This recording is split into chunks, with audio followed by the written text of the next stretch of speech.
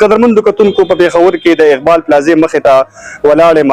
قدرت ووایه چې دا شوق د څنګه را پیدا شو؟ د عزت خاوند ګڼي هغه تاسو بوزي په ودونو کې م ګډوي ټیک ده، خو چېرته کې هغوی تاسو سره د دغې نه علاوه چېرته کې د انسانیت د همدردي په خاطر باندې تاسو سره څه کومک کوي، څه همدردي در سره ظاهروي، د ښکاره تعلق در سره ساتي که نه بس د شپې په تیاره کې پټ په پټه باندې چکرې لګوي؟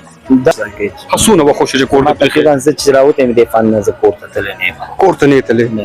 شل کاله به کېږي چې دې ته راغلی، شل کاله وشو چې تا خپله مور نه ده لیدلې، خپل پلار دې نه دی لیدلی، خپل وروڼه دې نه دي لیدلي، کشران وروڼه دې شته، ماشومان خویندې؟ جی شته، ما نو خو بس پته نشته راغلی چې څوک ژوندی دي څوک مړه دي یا څوک دي څوک نه دي. نو ستاسو چې کله داسې قسمه ملګري وفات شي نو هغې سره تاسو څه کوئ؟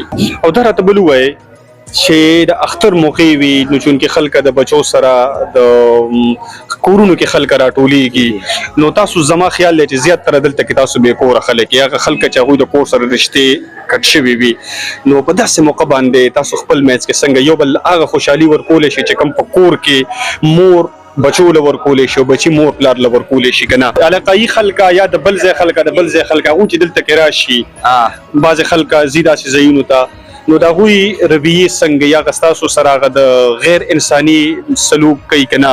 رویې پکې د انسانانو وي؟